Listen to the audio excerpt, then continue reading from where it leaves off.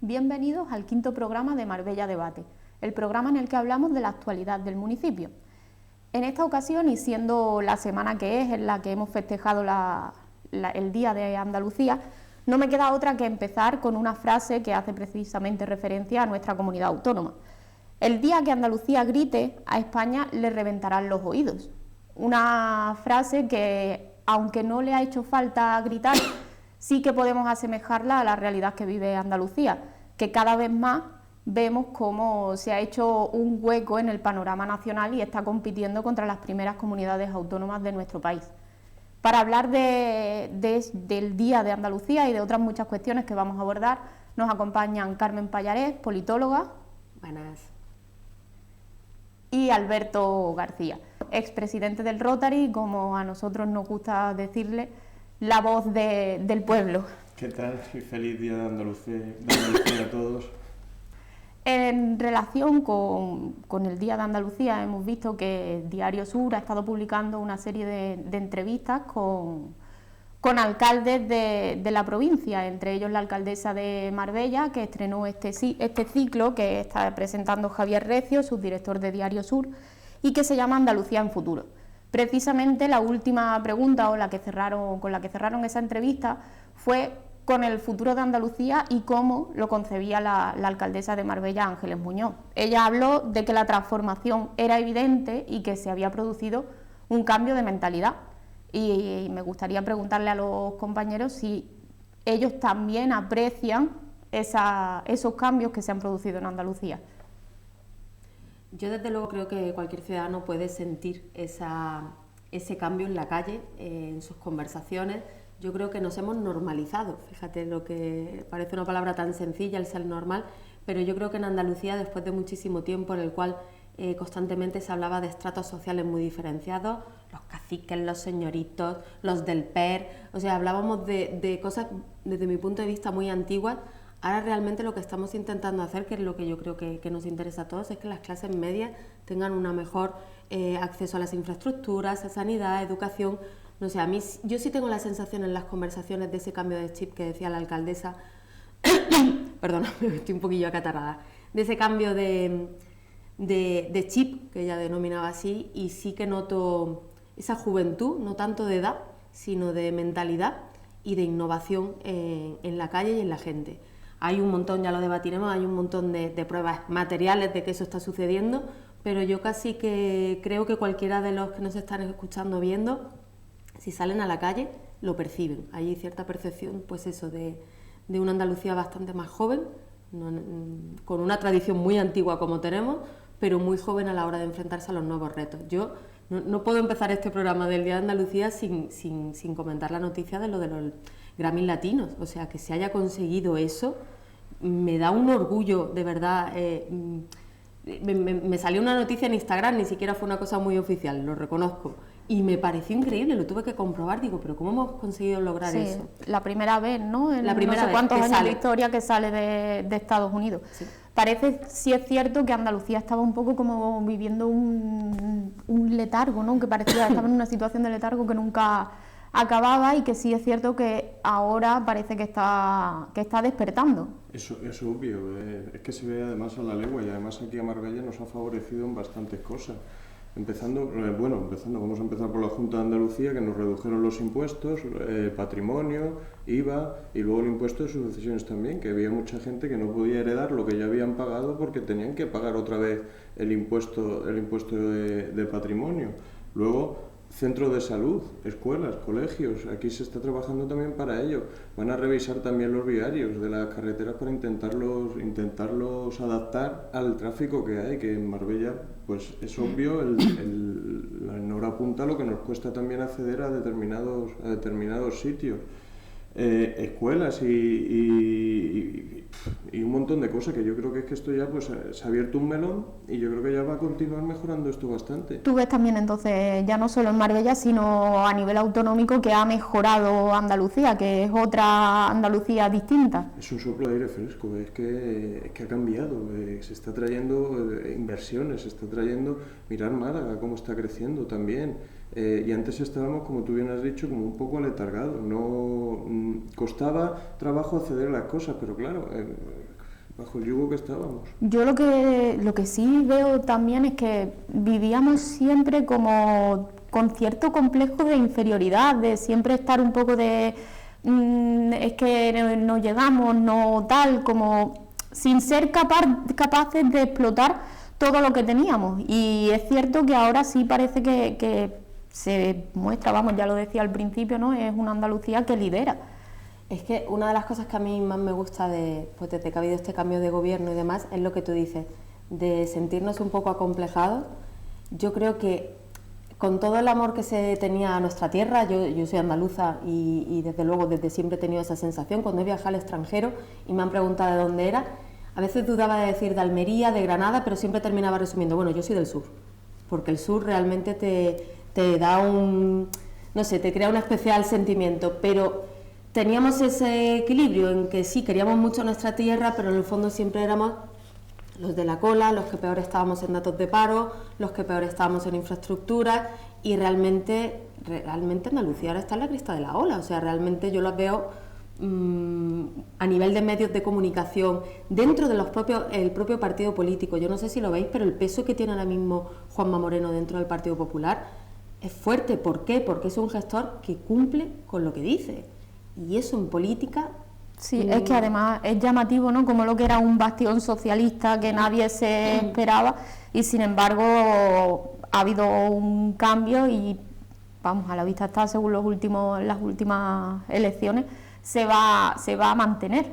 Muy mal tendría que ir para que no se siguiese renovando, porque es cierto que ha habido mucha mejora, se ha mejorado y los ciudadanos lo perciben así.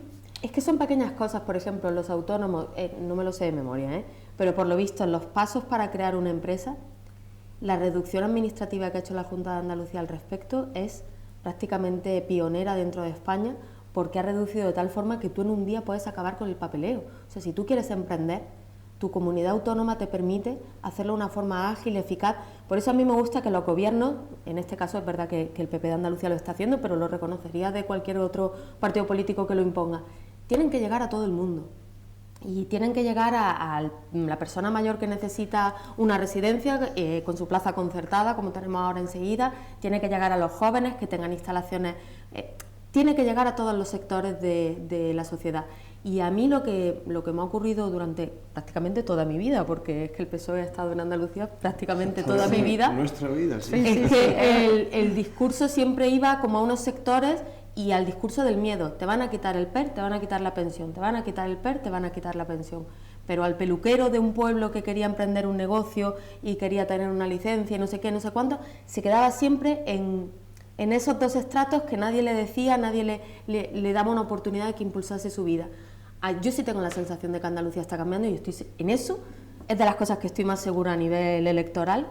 Se tiene que percibir, o sea, no... Pero es que fijaros, y es que simplemente a nivel de... Es que aquí siempre hemos vivido de la iniciativa privada, desafortunadamente, pero ahora con el cambio lo que estábamos hablando, el Hotel San Cristóbal, se ha asociado el decreto de rehabilitación de hoteles y el Fuerte, y están haciendo una reforma que luego eso va a repercutir aquí, en Marbella, que vamos a tener un 5 estrellas y un 4 estrellas completamente nuevos. Luego, el hospital, ¿qué ha pasado con el hospital? 12 años parada esa obra.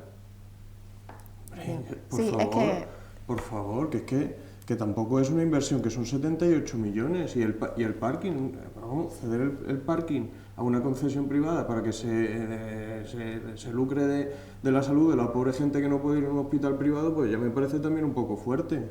Claro, porque es cierto que aquí en Marbella hemos visto también esa mejora y que es verdad que aquí siempre la iniciativa privada ha funcionado, porque siempre ha funcionado, pero es verdad que faltaba esa inversión pública que ahora sí que estamos viendo, es que creo que la realidad lo está demostrando, porque durante la entrevista comentaba la alcaldesa, ¿no? Era el hospital con más inversión de Andalucía, en el que más habían invertido desde la administración autonómica, 3 centros de salud nuevos. Recuerdo también, en palabras de la consejera, en una de las visitas que estuvo, que lo dijo, era el único municipio de toda Andalucía en el que se estaban construyendo 2 institutos a la vez. El de San Pedro ya está abierto, ya se ha inaugurado, está en uso, y el de Las Chapas estamos viendo también que sigue su curso. Entonces, realmente Marbella también ha notado ese cambio. La ciudad de la justicia también, que no se nos olvide, que luego... Y encima es que hay un detalle que a mí me llama mucho la atención, porque como bien decía Carmen, cuando hemos empezado, nos hemos traído los Emmy, ¿era? Los Grammy Latinos. Los Grammy Latinos. ¿Y qué ha pasado a nivel nacional? Que hemos perdido a Ferrovial. Una empresa tan importante como Ferrovial se nos ha escapado. Sí, es que al final es eso, el ver cómo cambia o cómo ha cambiado ese sentir. Porque decía la alcaldesa durante esa entrevista, ¿no?, que era la legislatura de las grandes inversiones, a pesar de los 2 años de pandemia. Y eso, insisto, ¿no?, así lo estamos viendo. Y sobre todo en el mapa sanitario, que creo que ha sido una transformación bastante importante. Es que yo llegué aquí hace aproximadamente unos 5 años, y como todo el mundo en algún momento tienes que, por desgracia, visitar un hospital. Sí. Y para mí fue una sorpresa bastante desagradable, no por supuesto la atención ni los sanitarios ni muchísimo menos, pero la infraestructura dejaba bastante que desear para un municipio de la cantidad de gente que tiene, tanto empadronada, porque antes la excusa que se ponía muchas veces para no dotar de infraestructuras a Marbella, durante mucho tiempo el sonido que se escuchaba, bueno, es que solo es en verano. No, nosotros tenemos empadronados más de 150.000 habitantes. Más, lógicamente, el tema de la Costa del Sol, toda la poca distancia que existe entre las poblaciones. Pero solo con 150.000 habitantes de Marbella ya es suficiente para exigir que las infraestructuras públicas, como tú bien decías, no privadas, tengan una mejor calidad. Yo sí que creo que la coherencia que ha demostrado la Junta de Andalucía a la hora de, tampoco sin grandes promesas y tampoco con una rapidez electoralista, sino de ver, vale, cuál era la necesidad. Tú hablabas, tema sanitario, tema de las instituciones públicas de educación. Marbella, a pesar de tener muchísimas instituciones privadas y además especialmente bien consideradas, teníamos que tener una educación pública de calidad, y cuando digo de calidad siempre excluyo la calidad de nuestros profesores o de nuestros sanitarios, de las infraestructuras en las que realizan ese trabajo. Me refiero únicamente a esas infraestructuras que son las que la Junta de Andalucía desde luego ha demostrado en el poquito tiempo que lleva haber tenido sentido común y haber apostado por la calidad de vida de los ciudadanos, que es de lo que se trata. Si muchas veces el ciudadano es poco exigente en determinadas cosas y se enfada mucho luego por otras, pero realmente algo tan básico como que tus centros de salud y demás, pagamos bastantes impuestos en España como para que no tengamos algo público de calidad. Y sí que se ha notado, no sé, yo ya os digo que llevo justo la legislatura prácticamente de ello, sí que se ha notado ese impulso de cosas que llevaban tantísimo tiempo atrasados. A veces son también gestos rápidos. Lo del aparcamiento que ha comentado, es cierto, no era tan complicado. Y ha sido como muy rápido. Invertir 78 millones, que creo que es lo que se va a invertir en el hospital, lógicamente no está rápido, hay concesiones, en fin. Pero algo tan sencillo que se pudo solucionar en el momento en que la alcaldesa lo planteó, se hizo. Sí, ha habido 40 años para hacerlo el hospital, que es que desde Algeciras, desde Algeciras no, un poquito más para acá, desde Estepona hasta Málaga no había ningún hospital de referente, todo el mundo se tenía que ir al clínico a Málaga. Entonces, es una cosa que es obvia, ha habido 40 años por intentar corregir esa situación, no lo han hecho. Es cuestión de voluntad política, ¿no? Claro. Yo pienso que sí, de voluntad política y del alcalde de turno de reivindicarlo también. Oiga, quiero esto, hasta que te hagan caso. Sí, pero hemos visto que es cierto que parece que ha tenido que haber también ese cambio autonómico, claro, para que te escuchen. Y ahora nos encontramos a nivel estatal en la misma situación de estar reclamando y que no nos hagan caso. Efectivamente. Es otra de las referencias que hacía Ángeles Muñoz durante su entrevista, y en la que señalaba eso, la falta de voluntad política en cuestiones tan necesarias para Marbella como el tema de las playas o el tema de la movilidad. El tema de las playas, vemos cómo los espigones siguen sin llegar. Además, ella lo explicaba, que creo que era una inversión como de unos 15, 16 millones de euros.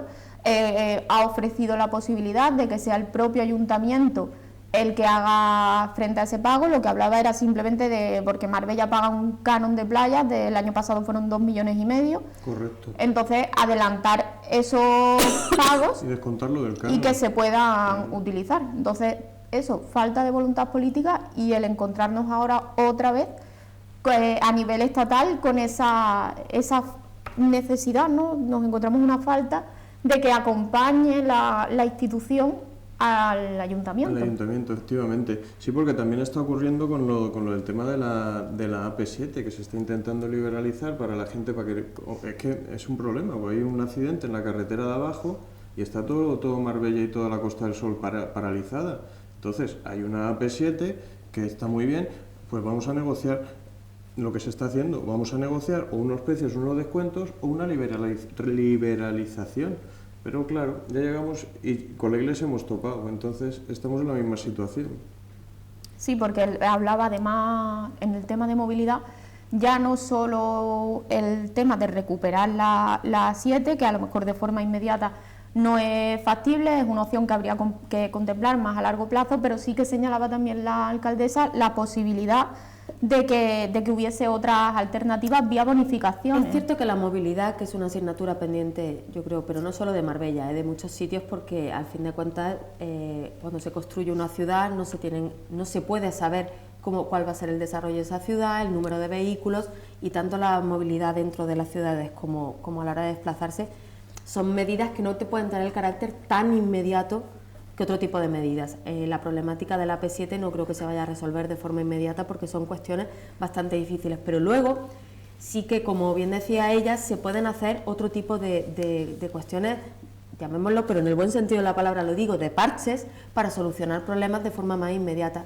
Particularmente si el uso de la carretera que va hacia Málaga, no la autopista, sino la carretera, los accesos a las vías tuviesen otro tipo de, incluso semáforos, yo no entiendo, lo digo desde la ignorancia, pero técnicamente tiene que haber fórmulas que permitan eliminar ese tipo de colapsos, terceros carriles, arcenes, no sé, otro tipo de decisiones más a corto plazo que permitan, a lo mejor con un simple ensanchamiento, hacer un tercer carril. Que sigo aclarando que son ideas al aire porque no tengo ni idea ni conozco, pero ante una dificultad tan grande, porque es cierto que liberalizar una autopista no se puede hacer de la noche a la mañana, sí que al menos se podría decir, vale, tenemos aquí un problema, hay que tomar decisiones, y cuáles podemos llegar con el dinero que tenemos, o cuáles, como decía también Alberto, combinadas, a lo mejor una bonificación que no pueda ser al 100% lógicamente, pero combinado con una posible salida o una forma de circular que permitamos una mayor agilidad. Yo creo que es posible. Al final, política, el dinero cuenta mucho, pero la voluntad también. El ejemplo es lo de los espigones que ella misma decía. Me llamó la atención en la entrevista, yo pensaba que costaba más.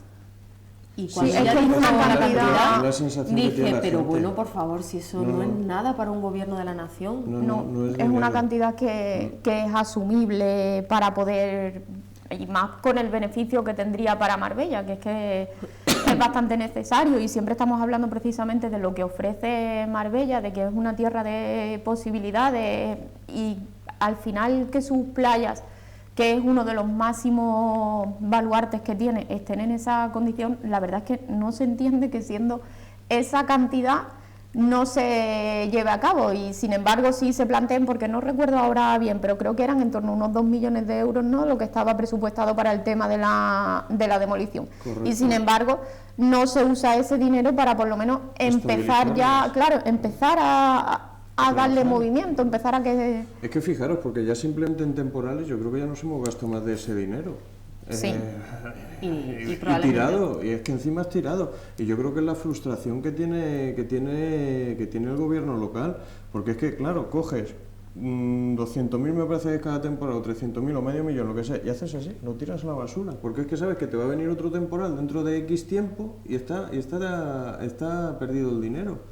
Entonces, oiga, vamos a hacer una solución, vamos a plantear una solución, pero es que es lo que venimos diciendo, es el no, porque es no, es para Marbella ni agua, efectivamente. Veníamos hablando de la Junta de Andalucía y se nota como la Junta de Andalucía, ante los grandes proyectos, sí es capaz de encontrar fases intermedias. Oye, yo quiero una inversión en el hospital de 78 millones, vale, pero lo primero que te hago es que te quito el tema del aparcamiento y te doy una solución. No es que por eso decía que la Junta de Andalucía me parece bastante coherente, porque todas las medidas que está realizando para favorecer Marbella están pensadas, están presupuestadas, que no, esto no es venir aquí y arreglarlo todo de golpe. Pero ante cada problema tiene un plan B mientras se soluciona el problema principal. Estamos viendo que el Gobierno de la Nación, ante las peticiones, que yo lo comprendo, que no todo no se pueden construir todos los espigones, o no se puede... No es capaz de implantar determinadas medidas paliativas de ese tipo de problemas. Por ejemplo, que considerasen en algunas de las circunstancias que ha pasado Marbella que hubiese estado un estado de emergencia y unas subvenciones como se han hecho para otras circunstancias. No sé, yo siempre creo que los gobiernos, soy bastante respetuosa, con independencia del color político, a la hora de que no pueden ser tan rápidos como a los ciudadanos nos gustaría. Pero si no puedes ser tan rápido, tú tienes que dar una solución mínima hasta que soluciones el otro problema. El ejemplo del hospital, para mí la Junta de Andalucía es clave. Vale, ¿qué puedo hacerlo primero? ¿Cómo puedo mejorar la vida de los ciudadanos? Vale, pues te quito el aparcamiento y ya enseguida te empiezo a invertir. En el caso del Gobierno de la Nación, del actual, yo lo que veo es que se escudan en eso. Es muy difícil, eso es muy complicado, casi como lo que le pasó a Bernal. No puedo hacer la residencia, no puedo hacer la residencia. No, hombre, no.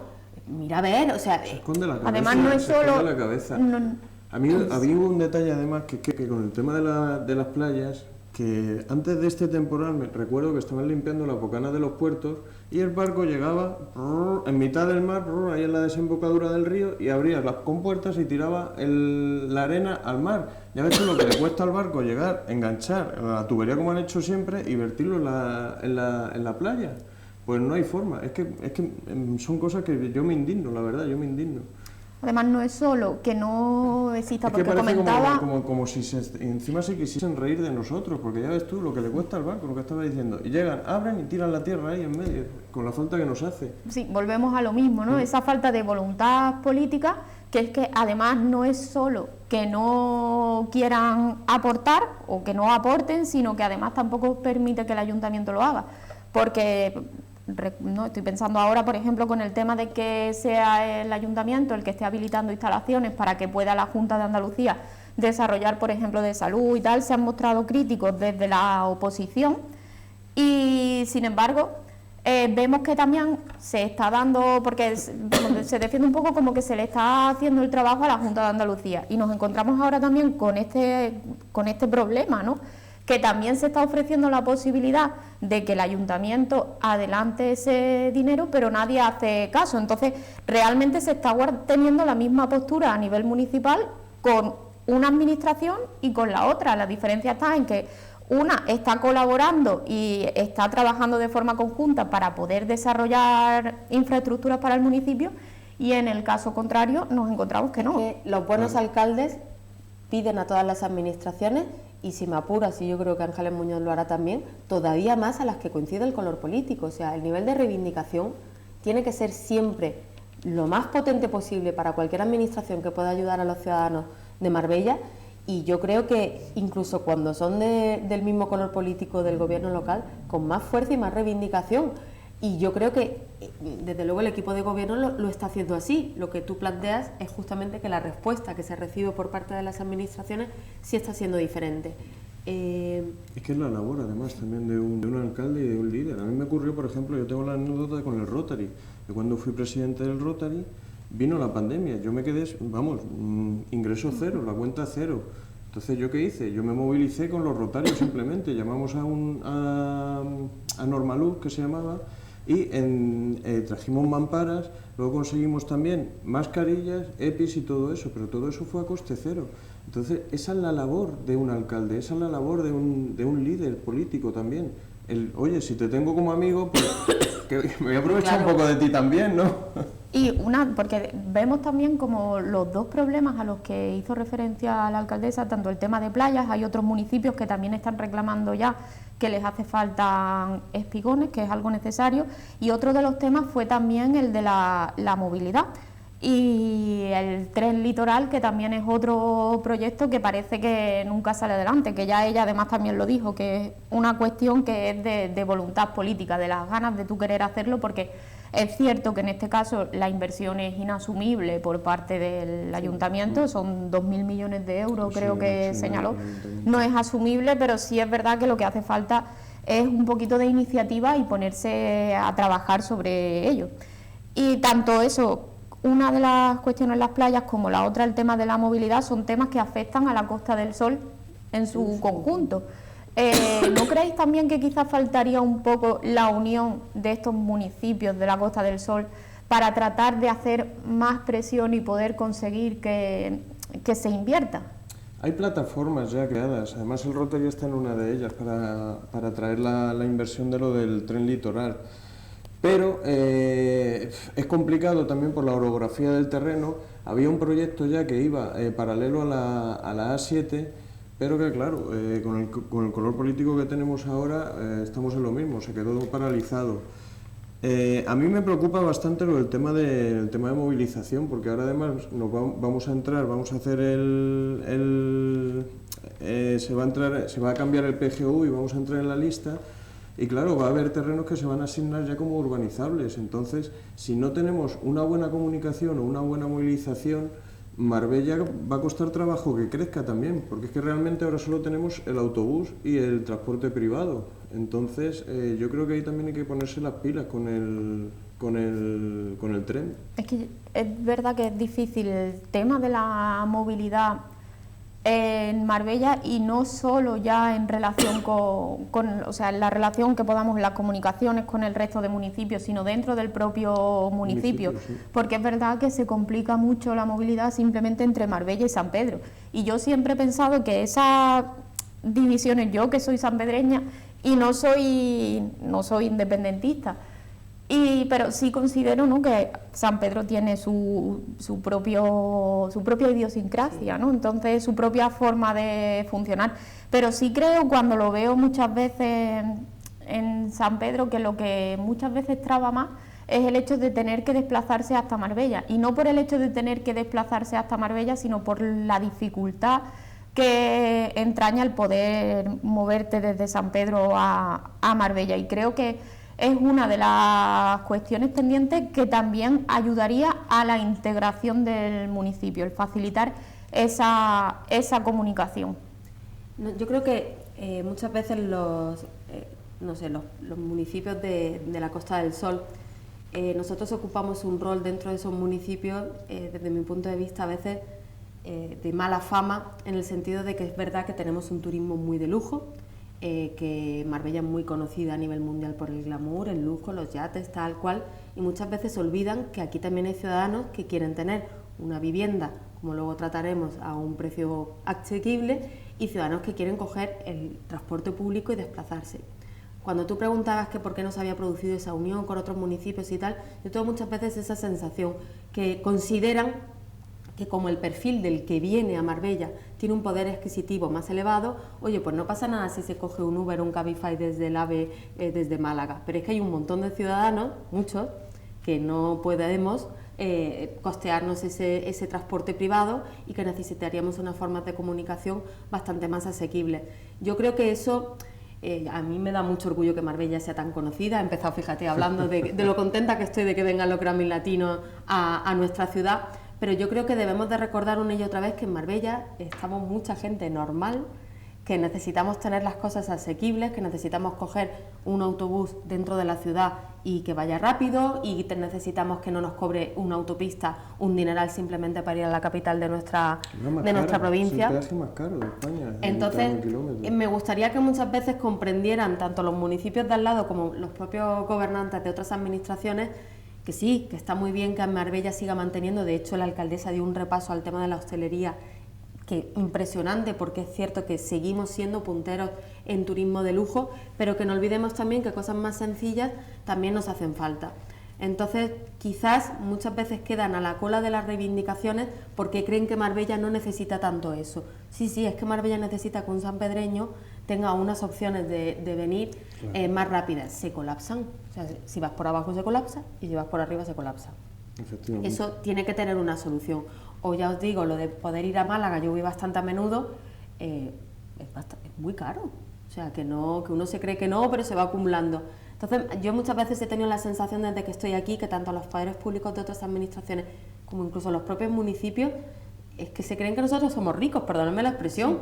No, nosotros somos un municipio que por una serie de características recibe un turismo de lujo, del cual a nivel de empleo, de servicios y tal, por supuesto que sacamos provecho, pero en Marbella hay muchísima gente de clase media que quiere llevar una vida normal en la que se trata de poderte comprar un pisito, poderte subir al autobús, y necesitamos la ayuda de todas las administraciones para lograr esa calidad de vida del ciudadano medio, que de verdad que existimos, que no... Y a mí creo que muchas veces, y lo que tú decías, se olvida eso por parte tanto de los poderes públicos como por parte a veces incluso de otros municipios. Claro, es que tanto es verdad que el ciudadano medio, y aunque el turismo que recibamos aquí sea de otro nivel, creo que hay que ser consciente, ¿no?, de que al turismo hay que darle también posibilidades. Tú tienes que dar una buena imagen, porque es cierto, además, para continuar un poco abordando los temas que trató la alcaldesa en la entrevista, es cierto que a nivel turístico Marbella ya se está situando en los niveles previos a la pandemia. Entonces, para tú dar respuesta a esos turistas que vienen también necesitas una buena movilidad, porque Marbella tiene su nombre, estamos viendo cómo la planta hotelera de la ciudad se está adaptando, se está preparando, se está renovando, y también necesitas ofrecerles esos servicios públicos a todo aquel que venga. Sí, efectivamente. Además se complementa bastante bien con el tema de los parkings que se están construyendo también, que yo creo que van a desahogar bastante las calles y la avenida de Ricardo Soriano, que ha sido siempre un problema. Pues vamos, yo vivo en la avenida del Mar y para mí siempre entrar a mi casa ha sido un problema porque en media hora, 3/4 de hora hay parado, porque no fluye el tráfico. Entonces yo creo que todo eso se está ya planificando y se está solucionando también. Yo creo que el gobierno local sí que está teniendo una visión de ese ciudadano medio y sí estableciendo medidas para que los ciudadanos de Marbella, pues eso, una mejora en el hospital, el aparcamiento, o sea, sí que están teniendo esa visión, pero me da la sensación de que desde arriba la administración central muchas veces nos desprecia en ese sentido, como en plan, si vosotros ya con lo que lleváis, eso no es así. Nosotros también es una pena. A mí hay una cosa que me ha hecho gracia lo que ha dicho Carmen, que a mí es cierto, que a mí me encanta Marbella en invierno. ¿Por qué? Porque tratas con la gente del pueblo y la gente de tu alrededor, estás codo a codo con ellos, charlas, a mí me encanta, la verdad. Y estamos, bueno, ya el invierno ya se está quedando un poco atrás, ya hemos terminado febrero, estamos ya en marzo, va llegando el buen tiempo. ¿Y qué previsión veis? Porque es cierto que yo, es verdad que durante todo el año he visto bastante movimiento, no solo en aquellos momentos que estacionalmente puedan tener más repercusión, sino también durante todo el año. Ahora en invierno baja, como es normal, pero ya nos estamos preparando otra vez para la temporada turística. Volveremos otra vez a romper récord y seguiremos aumentando nuestra recepción de turistas. Por supuesto, con la hostelería que tenemos y los hoteles que se están remodelando, yo creo que este año va a ser, vamos, además más que nada porque ya se ve esta semana, que es Semana Blanca, el fin de semana anterior, yo ya he notado una afluencia mayor de gente por la calle, paseando por el paseo marítimo, en el puerto deportivo también, se ve ya más movimiento de gente. Entonces, como tú bien dices, ahora a partir de marzo yo creo que ya empezará a venir la gente y ya hasta septiembre, octubre. Es que, como decía la alcaldesa, se ha roto la estacionalidad. O sea, ya ha llegado un punto. Yo vivo al lado del centro comercial de La Cañada y antes se notaba mucha diferencia entre época de verano, que era imposible, y el invierno. Cada vez se nota menos. Cada vez comento más veces cuando estoy en la rotonda, no veas, que de gente. Sí. Eso antes, a lo mejor en un mes de febrero, no me pasaba, y ahora sí me pasa a decir, no veas cómo está esto. Entonces creo que efectivamente eso es producto también de nuestro crecimiento, que es que estamos creciendo en empadronados de todo el año, pero que en general estamos más llenos. Además tenemos... También os digo una cosa, de Ojén para arriba hace ya mucho frío, ya de Peñaperros para allá no os quiero contar nada. Claro.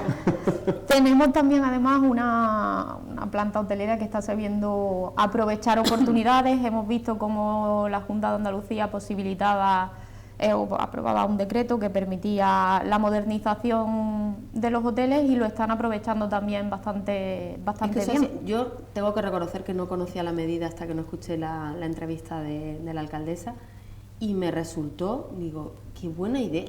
O sea, realmente, aunque no hayan sido originales, porque parece ser que en Baleares nos habían adelantado un poquito con el tema, qué buena idea que tú a la hora de hacer una inversión tengas esa posibilidad de subir una estrella, pero a su vez te permitan hacer otro tipo de obras que no te permitían. Me parece un impulso a ese sector impresionante, o sea, me ha parecido muy interesante, y que no se preocupe Mallorca, que le volveremos a ganar porque ya haremos otra cosa, pero que me ha parecido lo que yo os decía al principio, que la Junta de Andalucía a mí me transmite modernidad, innovación, me transmite como ilusión y no la antigüedad y el anquilosamiento que teníamos antes. Yo pienso que las cosas si son buenas hay que copiarlas. En este caso, oye, enhorabuena por los mallorquines, por los isleños, y enhorabuena también por la Junta por haber sido listos, observadores, y sabemos y sentimos que hay gente que está observando alrededor nuestra para ver qué es lo que ocurre y cómo implementarlo también en nuestra sociedad. Esto va a suponer, yo creo, también un antes y un después en Marbella, porque ya tenemos el Hotel Lima, que está nuevo, el San Cristóbal, que estuve el otro día hablando con Cristóbal, y la inversión, la verdad es que ha sido importante, pero la remodelación va a ser también importante, que ya le hacía falta. Y el fuerte se va a quedar... Tener hoteles céntricos, lo que decíamos antes de abarcar otro tipo de turismo. Hay un turismo que quiere ir al casco histórico, que quiere pasear, que quiere levantarse de su hotel y poder irse a la playa cercana y demás. Le estamos dando, yo creo que el abanico se abre mucho más conforme más oferta diferente hacemos a los ciudadanos. Claro, y realmente esa gente, que es lo que también venimos a decir, que no necesitan una infraestructura muy grande, porque esta gente se va al centro y gasta, se van a la playa en 10 minutos, se van a comer a Puerto Banús otros 15 minutos. Es el plan que siempre se ha dicho, de la ciudad de los 15 minutos en el centro, pues luego lo tenemos que extender también al resto. Y otro, ya para ir terminando, ¿no?, con la entrevista que concedió la alcaldesa, otro de los puntos a los que hizo referencia y que también es muy importante para el ciudadano de a pie es el tema de la vivienda. Ya adelantó que precisamente con la nueva ley, con listas, se va a permitir habilitar más suelo para vivienda pública, y que la idea es eso, entre unas 1.500 a 2.000 viviendas públicas, creo que señaló la alcaldesa. Otra de las cuestiones importantes para la ciudad. Para mí uno de los fracasos mayores que tenía la Junta de Andalucía era la ley del suelo, porque yo tengo familia en Murcia y es que pasabas una frontera del norte de Almería a Murcia y te encontrabas con un régimen del suelo totalmente distinto, mucho más permisivo, pero que a su vez ha permitido que haya muchas menos irregularidades. En Andalucía lo que se hizo fue cerrar el grifo del todo, no se podía hacer nada. ¿Y a qué ha conducido cuando te ponen demasiadas restricciones? Pues eso es como si le pones un tapón a un grifo, termina estallando. Hay que regular y permitir que la iniciativa privada y pública tenga cómo hacer las cosas bien. A mí la lista me parece una nueva ley bastante favorable en ese sentido, que permite de una forma regulada, con conciencia y demás, que los municipios se desarrollen y que tengamos directamente suelo urbano, que eso antes no se podía hacer porque tenía que pasar por urbanizable. Me parece una excelente ley y, por otra parte, que nosotros podamos aplicarla va a beneficiar. Pero ya os digo que ese tema de la LOA, que era la legislación anterior, me llamaba mucho la atención, porque en municipios como el de mi familia, en el norte de Almería, al no permitir ningún tipo de construcción, claro, pues de pronto parpadeaba si alguien se había hecho un chalet amarillo horripilante. Muchas veces el no permitir que las cosas se hagan conforme a las demandas de los ciudadanos provoca que la gente se salte la ley y salga todo peor. Tenemos antecedentes aquí, no podemos obviar que efectivamente Marbella tiene mucha construcción ilegal, muchos problemas. Si tú tienes una buena ley, como ha hecho la Junta de Andalucía, que te permite dar cauce, al final las cosas salen mejor. Además es que se soluciona mucho también y facilita, porque es lo que comentabais, las viviendas alegales que hay no pueden solicitar una licencia de obra, no pueden vender la vivienda si quieren. Entonces, bueno, pueden venderla pero de forma alegal, no ilegal, Claro. porque tú puedes venderla, pero es una venta alegal que tienes que firmar y dar consentimiento y el propietario asumirlo y todos los rollos que conlleva eso. Eso también va a traer movimiento a Marbella, va a traer trabajo. Ahora la gente, cuando estemos ya integrados en la lista y el plan parcial nuevo eche a andar, hay mucha gente que quiere hacer reformas en sus casas. Entonces, habrá obras. Luego también han agilizado los costes de tramitación para la presentación de licencias en construcción también, que han puesto unos, para las viviendas estas sociales que se van a construir, han puesto unos trámites, espero que me acuerde, un ejecutivo, por así decirlo, especialmente dedicado a esto, para facilitar la tramitación, todo esto. Entonces, son constructores también Se que quiere vienen crear aquí. una unidad específica que sea la que desarrolle todo el tema de la vivienda. Correcto. Y eso también es una apuesta por parte del ayuntamiento de dotar de personal y de infraestructura para que se separe un poco pues de otras cuestiones de planeamiento y demás. Urbanismo lleva muchísimas cosas, pero la vivienda es tan prioritaria para el equipo de gobierno que está entendiendo que la única opción es concentrar los trámites, agilizarlos, como dice Alberto, y ya os digo que se pueda acceder a una vivienda un poquito más fácilmente y más económica también, a mayor suelo, mayor construcción. Y como decía ella en la entrevista, no todo lo que se tiene que construir tiene que ser de lujo para un tipo de cliente también muy particular que hay aquí en Marbella. Se puede construir calidad, buen precio y, Claro, y sí, para los ciudadanos. Es que es lo que hace falta realmente aquí. Bueno, hay que atender a la gente de aquí, realmente, porque lo otro es estacional. Entonces Claro. también esta iniciativa me parece fundamental y que ha estado muy acertada además. Sí, imagino que en los próximos días sí que iremos conociendo más, porque ha señalado que habrá una propuesta, ¿no?, que se presentará en un foro y que se dará a conocer, y seguro que nosotros lo trataremos en programas Sí. futuros, porque desde luego es eso, Muy importante. es una cuestión que es muy necesaria para el ciudadano de a pie. Y vamos a cambiar un poquito de tema. Miro a Alberto, porque el que le gusta mucho los plenos. Hemos visto otra vez el pasado viernes, volvimos a tener pleno municipal, el ordinario del mes de febrero, y otra vez nos encontramos con la misma cuestión de siempre. Parece que hay partidos que van a hablar sobre la ciudad y parece que hay partidos que van a montar el espectáculo. Bronquísimo, yo no puedo decir otra cosa, porque es que ya parece que al señor Bernal de repente se le aparece un amigo invisible por allí y empieza a insultarlo, o dice que le está insultando y agrede a la gente que hay allí presente. Entonces, me río, la verdad, perdonadme por no llorar, porque no tiene sentido la estrategia que está tomando de al ciudadano agredirlo realmente.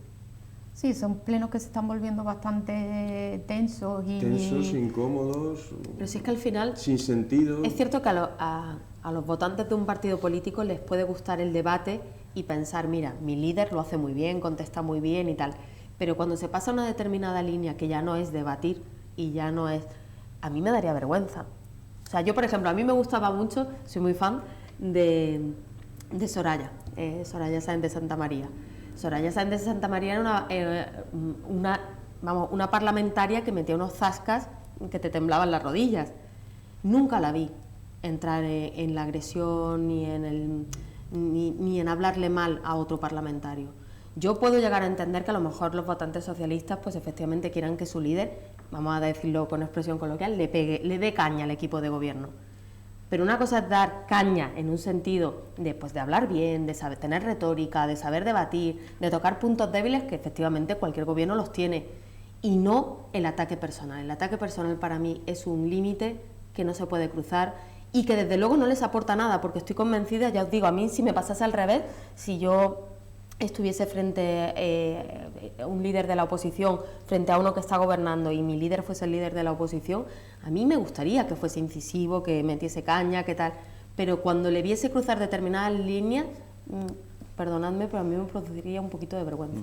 Es que esto tampoco realmente nunca ha ocurrido. Yo creo que esto es derivado del sanchismo, de lo que venimos siempre hablando durante este tiempo, porque te ves plenos anteriores a Pedro Sánchez, ves a Felipe González, ves incluso a Zapatero, en los plenos que había de Zapatero, y nunca llegaban a esta falta de respeto. No, incluso Bernal yo creo que nunca Bernal en ha su estado época anterior tampoco. Ha sido un poco díscolo, pero tampoco ha sido tan problemático como está siendo ahora. Yo es que realmente no veo una oposición, veo una agresión, porque la oposición, oye, te incentiva, te intenta... en las zonas que tú estás fallando, incluso decirte, oye, vamos a intentar hacer esto, pero yo creo que siempre consensuado y de una forma conjunta.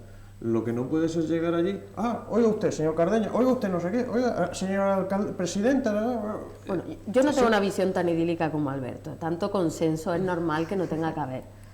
Yo creo que es lógico que tengan que hacer una crítica un poquito más... Pero el conflicto debería girar quizás en torno a lo que es la gestión municipal. A la gestión, lo tengo clarísimo. El problema es que a eso es a lo que me refiero. No se habla al final de gestión municipal. Porque lo pasan todo a lo personal y al tú has dicho y al no has dicho. Por eso digo que, aun siendo partidaria del debate, y me gusta que haya debate parlamentario, aunque sea en el seno de un pleno, lo que yo creo que falla ahora mismo en la oposición es hacerlo a un tema personal. Y que, por cierto, la gente no comprende. O sea, si tú vas a criticar algo, que por eso yo a lo mejor no tengo esa visión tan idílica, yo no creo que todo tenga que ir por consenso. Es que tú puedes decir que algo está mal hecho.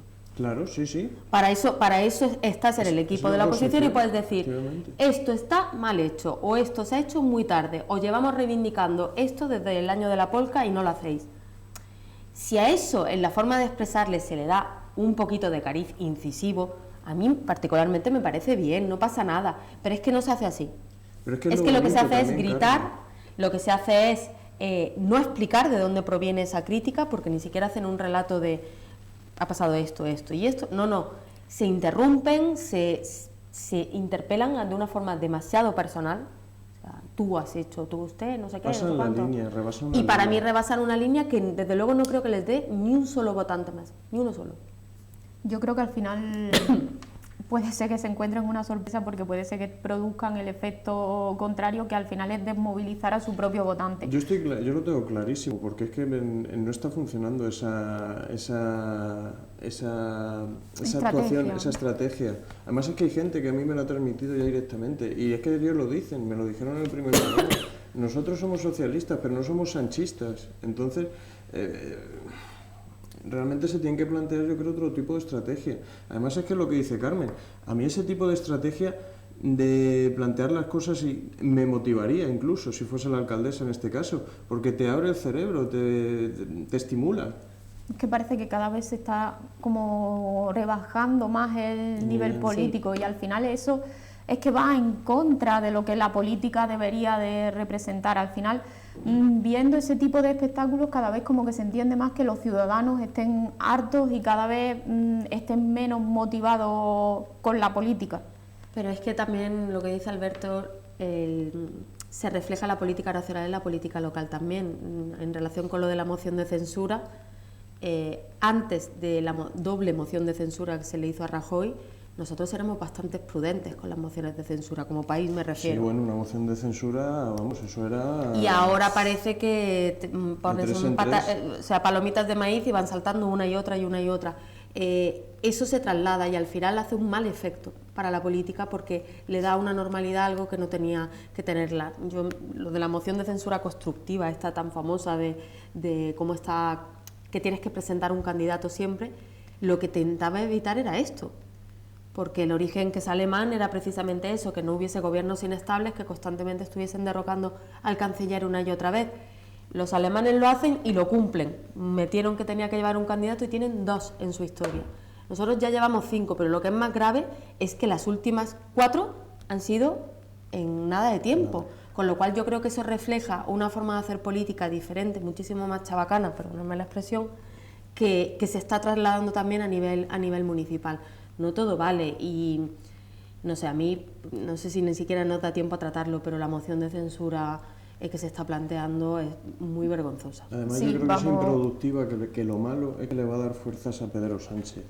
Claro, es que el primer beneficiado al final de esa moción de censura parece que existe un consenso generalizado de que va a ser Pedro Sánchez. Yo creo que esta moción de censura viene un poco porque lo que Vox quizás está buscando es recuperar esa parte de la escena mediática que últimamente parece que estaba perdiendo. Yo entiendo que Vox lo haga, o sea, me parece mal, pero entiendo un poco la estrategia que están llevando, que se hable de ellos. O sea, estar presentes en la arena política a costa de lo que haga falta, a costa de rescatar a un profesor eminente y ponerlo a la palestra, que yo tengo mi opinión, tengo una opinión al respecto a nivel personal bastante dura, porque me parece horrible que hayan utilizado esa estrategia, pero no pasa nada. O sea, cuando Hernández Mancha le hizo una que yo ya tengo mucha edad, que más edad que vosotros, pero cuando Hernández Mancha le hizo una moción de censura a Felipe González, todo el mundo lo tildó poco más o menos de loco y de hecho renunció, o sea, desapareció, no habréis oído hablar de él nunca más. Bueno, pues fue un líder de la antigua Alianza Popular que se atrevió a una mayoría absoluta, como tenía Felipe González en aquella época, a hacerle una moción de censura. Quedó tan devastado el tema, porque es que era vergonzoso en cierta manera, que tuvo que dimitir, o sea, desapareció. Ahora, cuando el profesor Tamames haga esa moción de censura, y obviamente no va a salir a flote, no va a pasar nada. Nos va a parecer a todos como muy normal. Están dándole un cariz a la política, ya os digo, desde mi punto de vista, muy chabacano y muy poco respetuoso con las instituciones. Una moción de censura no es para hacer un discurso. Claro, una moción de censura es porque ocurre algo. Yo, lógicamente, creo que la historia ha demostrado que la moción de censura a Rajoy no salió bien. Pero sí puedo entender que técnicamente tenía una razón de ser, que era poner otro presidente. Que el resultado de esa apuesta de otro presidente haya sido bueno para España, hay mucho más que debatir, pero tenía lógica. He conseguido los apoyos suficientes, puedo quitar al presidente y, oye, no cuestionó, esto es la democracia, lo tenemos en la Constitución, y que el resultado haya dado lugar a muchas cosas, tenemos muchos debates para verlo, pero claro, tiene mi respeto en ese sentido, pero lo que se está haciendo ahora... Pero al final una moción de censura debería ser una forma de control al gobierno, no una estrategia electoral, que yo creo que en este caso Vox se está moviendo por eso, porque ya la anterior que planteó la hizo también cuando estaban cercanas las elecciones a Cataluña y tristemente les dio resultado, porque volvieron a ponerse un poco en el panorama. Creo que esta vez están volviendo a copiar esa estrategia, se acercan las elecciones municipales, de hecho... creo que ya por tiempo ni siquiera da la posibilidad, porque hablaban, ¿no?, de que querían que se cambiase el presidente para inmediatamente convocar las elecciones, que coincidiesen con el 28M, pero es que creo que ya ni por tiempo les da. O sea, que realmente parece que ha sido una excusa y que lo que sí que les preocupa más es el hecho de que se acercan esas elecciones municipales y que a lo mejor de esta forma vuelven otra vez a la escena nacional. Es que deberíamos de cambiar la norma y que la moción de censura requiera para su presentación un número mayor de diputados. La tenemos muy baja. Sí. Entonces, quizás la cuestión de confianza, que es la otra forma de controlar al gobierno, quizás deberíamos de facilitarla, y que realmente cuando un presidente del gobierno tiene una gestión mala o lo que sea más fácil plantear esa cuestión de confianza. O sea, que él... No veo yo tampoco a Sánchez en una cuestión de confianza. Sí, no creo yo que él sea muy dado, pero yo quiero pensar que vamos a tener otro presidente. En algún momento tendremos otros presidentes. No sé, a mí esa figura me gusta más, porque cuando te ves muy agobiado, cuando recibes muchas críticas y tal, yo si fuese presidenta del gobierno me gustaría decir, bueno, venga, decidme, ¿me apoyáis o no? Pero la de la moción de censura, o sea, la que es la contraria, por así decirlo, es que creo que son 35 parlamentarios nada más los que se necesitan, son muy pocos. ¿Cómo vamos a meter a nuestro Congreso, a los diputados en ese follón solo porque 35 personas firman? ¿No? Claro, yo pienso que es que tampoco se pensaba en su momento que podría existir esa división parlamentaria o esa fragmentación que existe hoy día, que hayan tantos partidos dentro del arco parlamentario. Entonces es cierto que quizás habría que revisarlo, aunque también revisarlo. Lo de la cuestión de confianza, después de lo que contó Alberto el otro día, la anécdota que le dijo a Maxim Huertas de cómo me recordará la historia Pedro Sánchez, es verdad que también me cuesta verlo planteando una cuestión de confianza, porque él se la hace todos los días en el espejo y dice, sí, yo confío en mí. Vale. O sea que no creo que lo plantease, pero a mí sí me parece una figura bastante interesante, o sea, me refiero desde un punto de vista teórico y sin poner nombres y apellidos. Que en un momento de la legislatura tú quieras subrayar el apoyo en relación a unos presupuestos o algo así, a mí no me molesta tanto. Pero la moción de censura, como tú bien dices, se plantearía en su momento creyendo que íbamos a hacerlo mejor y resulta que como democracia en esto estamos fallando un poquito, al menos en mi opinión. Sí, estamos instrumentalizando demasiado la política para ir en contra de las instituciones. Sí. Creo yo y creo que está siendo un fallo porque al final los políticos no se están dando cuenta de que lo que es el Estado y entendido, ¿no?, como todas sus instituciones y como una organización, al final es por lo que deberían velar todos, porque ellos pasarán y Pedro Sánchez pasará y pasará Feijóo y pasará Abascal, pero España como Estado y sus instituciones se mantendrán.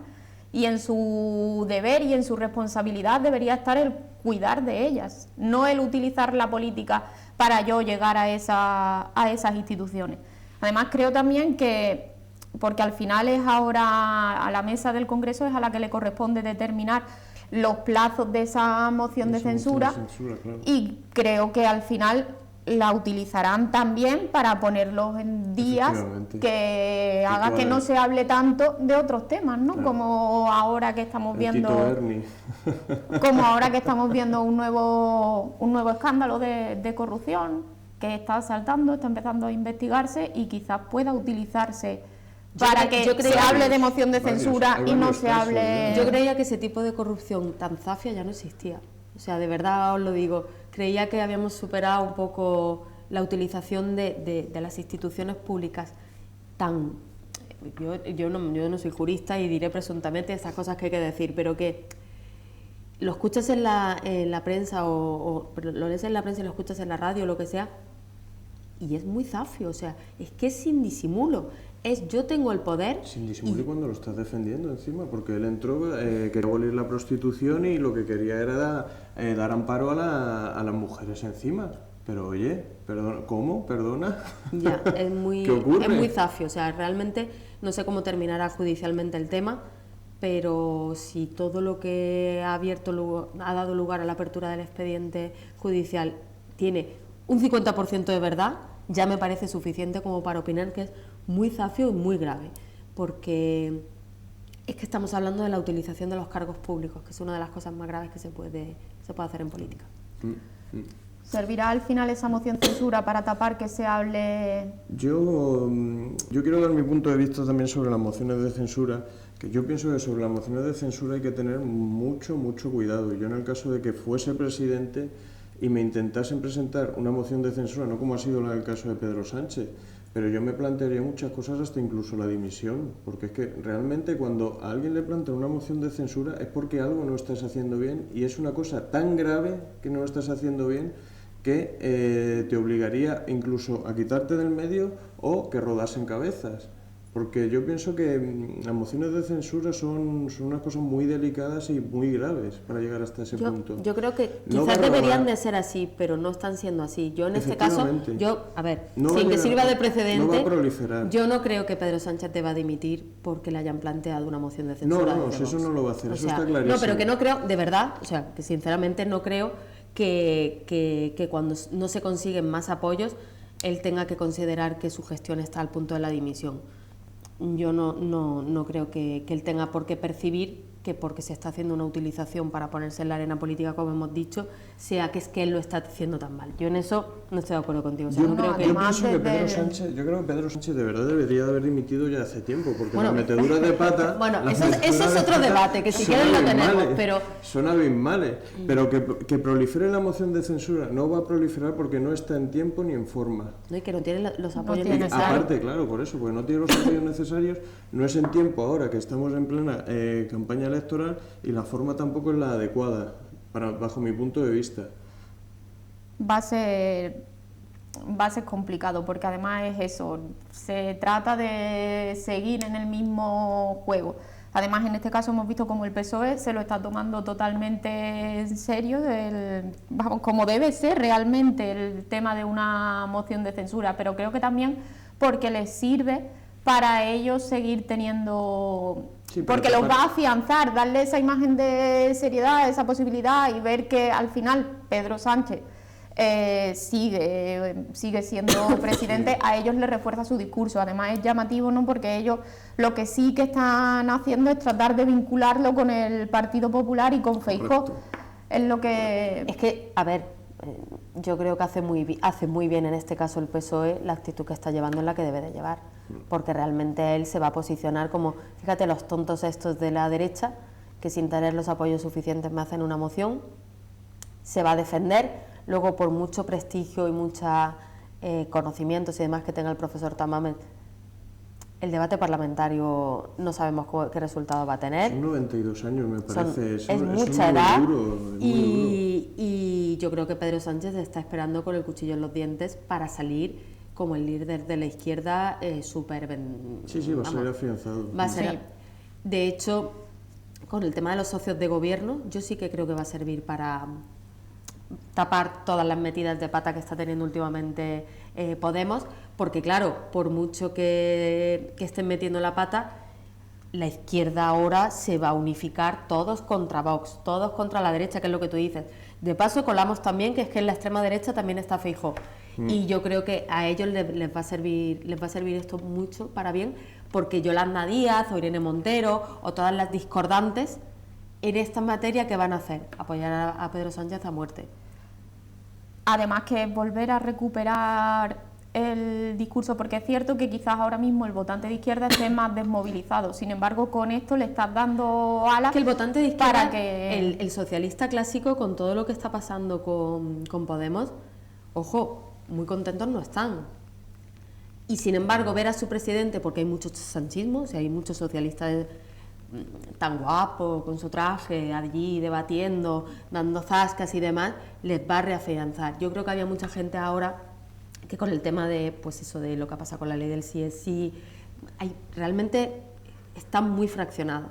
Cuando vean que su líder otra vez va contra la derecha, que es lo que les gusta, o sea, al final, el discurso que tienen.